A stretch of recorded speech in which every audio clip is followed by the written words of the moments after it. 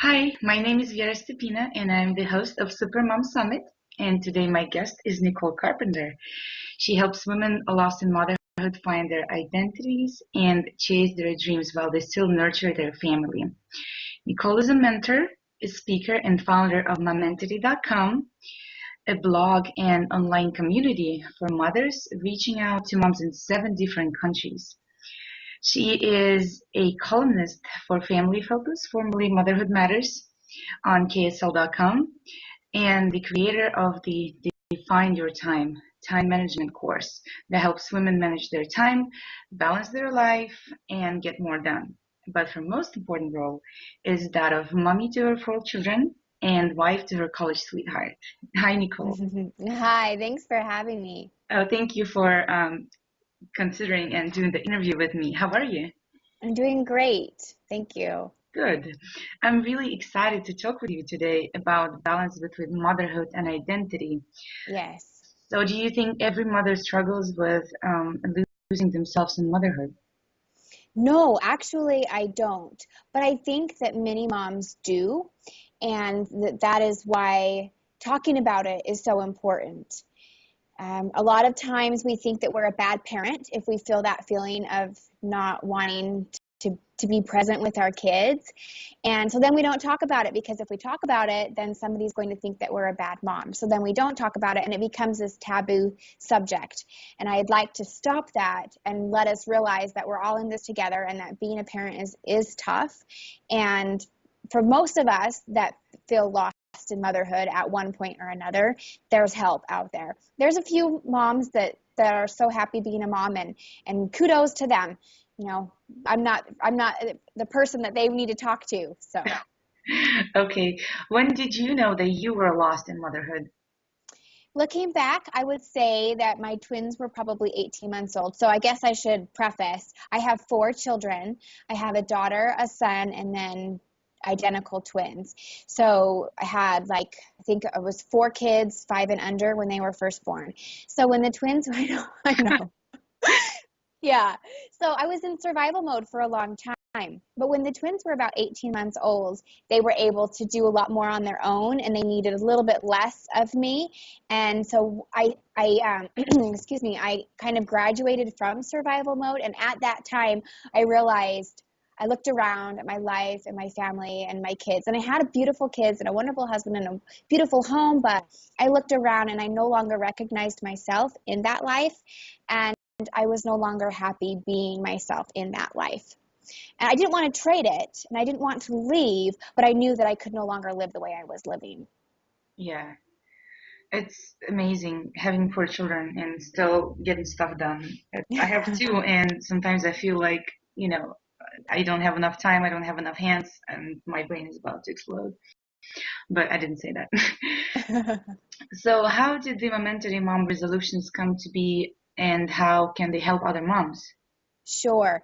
Well, it was about the time that I was at that low point.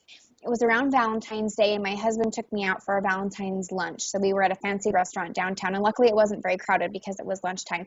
And we were just eating this nice dinner or lunch at this nice restaurant with these nice steaks in front of us.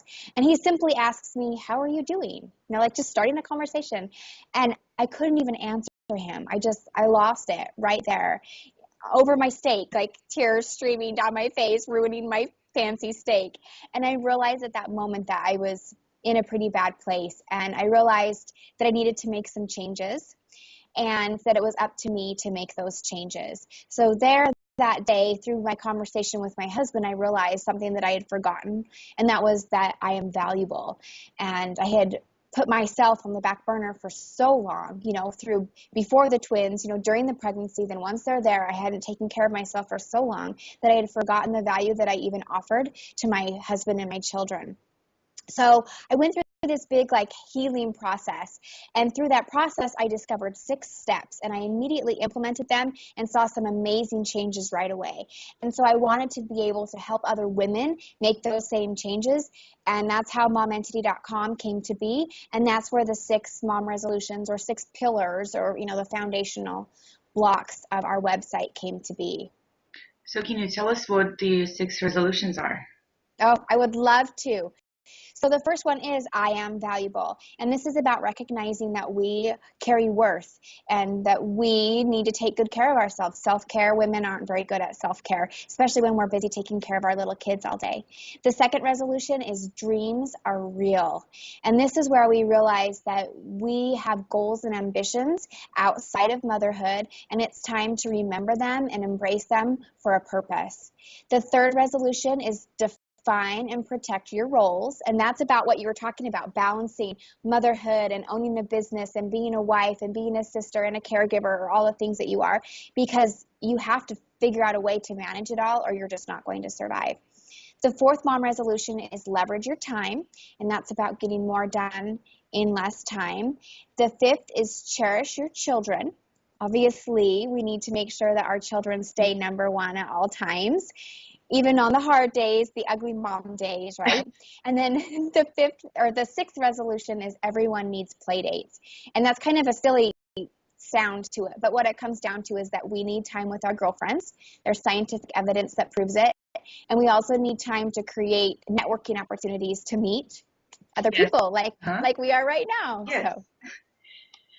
Okay, so these are the steps, the 6 steps. Oh, it's six solutions. And we actually, if people want more information, because we're not going to talk about all of those today, obviously, but if people want more information, they can download a free mom relief kit at momentity.com, and it takes them step by step through each of those resolutions. There's an audio training and a guidebook that they can write out the information that applies to their life for each of those resolutions, and that's free, totally free. This is really cool. Well, since the video is pre-recorded, obviously, but in the email, we're gonna include the free gift from you, then the download. Oh, so that would be fabulous. Yeah, it'll be easier to to access. Well, so you gave us the 6 resolutions, but which of them is more important in our quest to reconnect with our identities? Right, and you know what? I actually have people that ask me this, and it's kind of hard to decide. So if it's okay with you, I'm going to say 2. So the first one, okay, the first one is I am valuable, and that's because it's kind of a cornerstone. Until we start paying attention to ourselves, the rest of this doesn't even matter. But then the second one that I think is really important is dreams are real. Because as mothers, we give and give and give all day long to these little people in our lives, but we forget to take care of ourselves. We don't even feed ourselves lunch sometimes. Maybe you do, but for a long time I was bad. So I dish up the kids, they're like toddler food. Maybe I'd eat 2 chicken nuggets, and then they were sitting still at the table, which meant I could get something done. So then I'd go and do something, and then 4 o'clock rolled around and I was grumpy and ornery and losing my temper, and I wondered why do I feel this way? Well, I hadn't fed myself, so that's a problem. So that has to do with being, I am valuable, but it also relates into dreams are real, because when we start to take care of ourselves, then we realize that we are created to not only be mothers, but to contribute to our communities as well. And we have unique gifts and talents that only we can use, and that we've been created with a purpose to use. Yeah, I have to agree with you on the second one, that dreams are real. When I started my transformation, I never thought that my dreams can come true. And here I am today, and I've never thought I was going to be doing something like this. And, so it's a good example, for everybody. Now, do you have a daughter? No, I have 2 sons. You have 2 sons. Okay. Well, we teach our children all the time that they can be anything that they want to be when they grow up, and they can do anything. And especially girls, we say that to our girls too, but then it's almost like as soon as they get married and have babies, then oh, never mind. Yeah, I kind of reached my purpose. I'm a mother, and I have a house, and I have a baby. I cook, I clean, I laundry, and that's it. Yeah, and that's a good thing. Being a mom and a homemaker is a fabulous thing. Yeah, but there's room for both. There's room to be a mom, and there's room to run a summit, or plant an amazing garden, or write a book, or whatever it is that you're dreaming about. Yeah, absolutely. I agree with you 100%. So let's talk more about these dreams then. Okay. Are there different types of dreams or goals that we can have? Yeah, I actually have kind of categorized them into 4 different categories. The first is those childhood dreams that we were just talking about. That's when you were little and you said, oh, when I grow up, I want to be, and sometimes it was unrealistic, like an astronaut or a prima ballerina or crazy things that we kind of knew like may never happen, but it was fun to pretend. But some of those childhood dreams that we have, they were there for a reason. A friend of mine, my mentor, actually, she tells a story about how when she was little, she'd line up all of her stuffed animals and she'd pretend like she was a professor teaching to them. So like as a little kid, like that's kind of silly, but there's a lot of reality that can relate from that part of our childhood to being an adult. So I think it's really important that we embrace those childhood dreams and don't just write them off as, oh, well, I was 6, so Yeah. it doesn't matter. Another type of dreams are new dreams, and those are dreams that we've never had before. They've never been on our radar, but suddenly now we feel a great desire to follow through with them. I don't know, let's see if I can think of an example off the top of my head. Maybe you're interested in one thing and then all of a sudden you watch a show about politics, one of those, you know, like the West Wing or something, and now all of a sudden you're interested in politics and you want to run for city council. That would be a new dream because it's not something that you had, but then it's something sparked your interest, and so now you want to accomplish that. It sounds like me, yes. Does it sound like you? Yeah. Oh, good. The third type of dreams are professional dreams, and these are obviously they have to do with our aspirations in the workplace because we want to excel in sales, or we want to qualify for additional training, or maybe we want to make our way into management. And these goals may have a financial gain driving them, and that's totally okay. And in the right circumstances, money can be a great motivator. Mm-hmm. So that's probably more for the working mom out there that is in the corporate world and is trying to climb herself up that corporate ladder. Yeah. And then the fourth type of dreams that we want to talk about today are hobby dreams. And these are dreams or goals that we have like on the side, you know. They're things that we can accomplish, but they don't take over our career or our schedule for very long. Hobby dreams often include like learning to garden, running a marathon, traveling to a country that you've always wanted to see. So those are more like temporary. But it doesn't matter which of those dreams you have, following our dreams will make you happy, whether it's a childhood dream or a hobby dream. It will bring joy and happiness into your life. And it's actually even more about accomplishing the dream. So studies show that even just working towards a dream will bring happiness into our lives, working towards that goal. So even just following a dream is crucial to our happiness, even if we never become that best-selling author or we never see Australia. Well, we never know. Maybe we will. Maybe we will. That's right.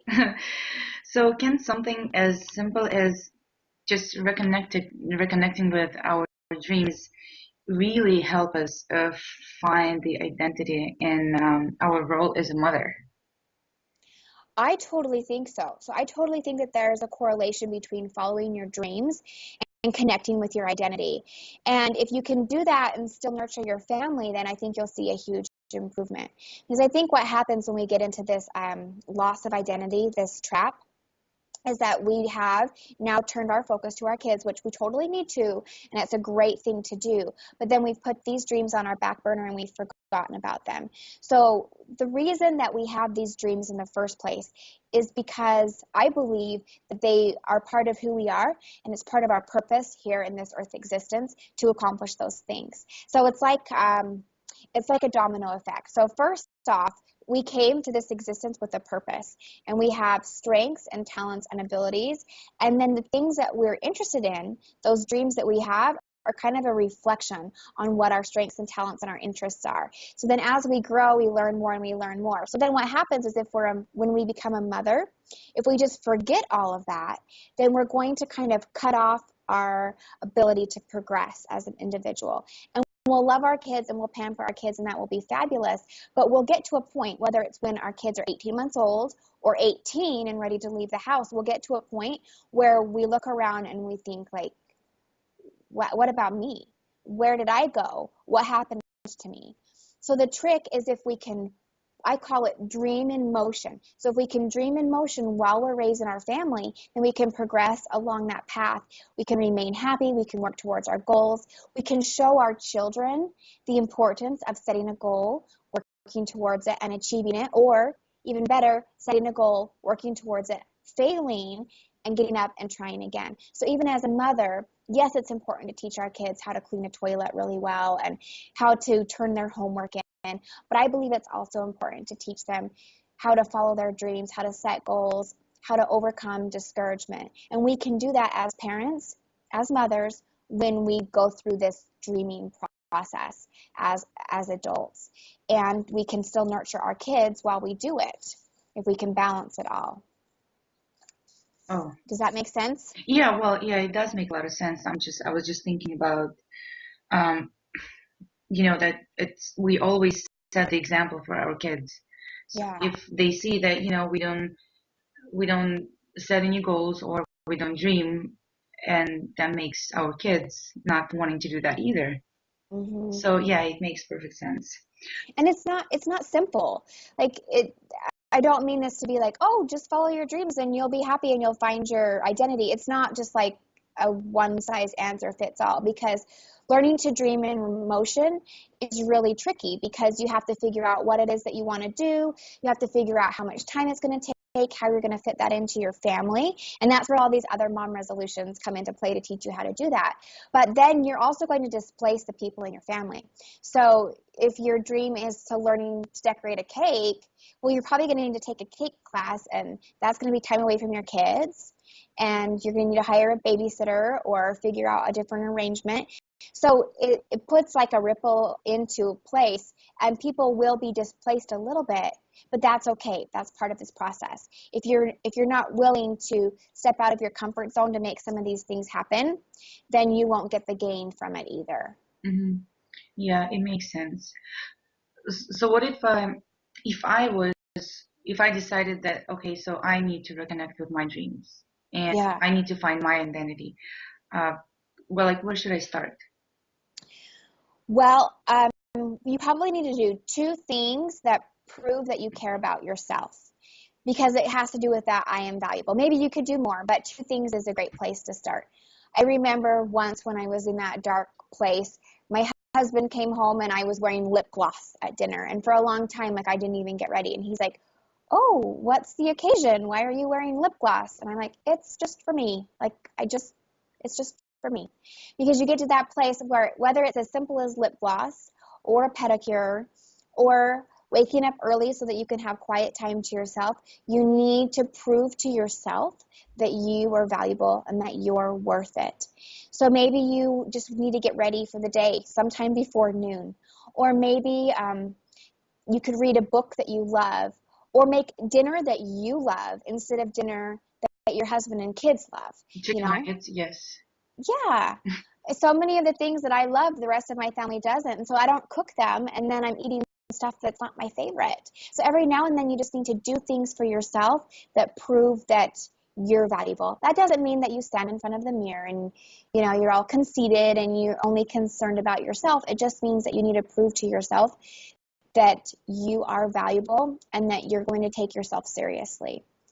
So those are some ways to start with that concept of being valuable. But I would also recommend going back to those four areas of dreams that we talked about. I'm looking at my notes here. Childhood dreams, new dreams, professional dreams, and hobby dreams. So make a list of those. So get a piece of paper and write down childhood dreams, new dreams, professional dreams, and hobby dreams. But leave yourself some space, and then write down like the first thing that comes to mind. What comes to mind at first when you think of childhood dreams? What comes to mind when you think of professional dreams? And so write those down, and that will it's kind of like a brainstorming session to give you an idea of what it is that you want to accomplish in the category of dreaming big. And then when you look at that list, you can kind of think, okay, well, running a Fortune 500 company is probably not going to happen right away, right? Yeah. But maybe I could grow that awesome tomato plant that I've always wanted to do. So you can kind of look at your list and think, okay, what can I do right away and work towards right away? and what other things are going to take a long time. And then at Momentary, for those things that take a long time, we do teach a process called dreaming in motion.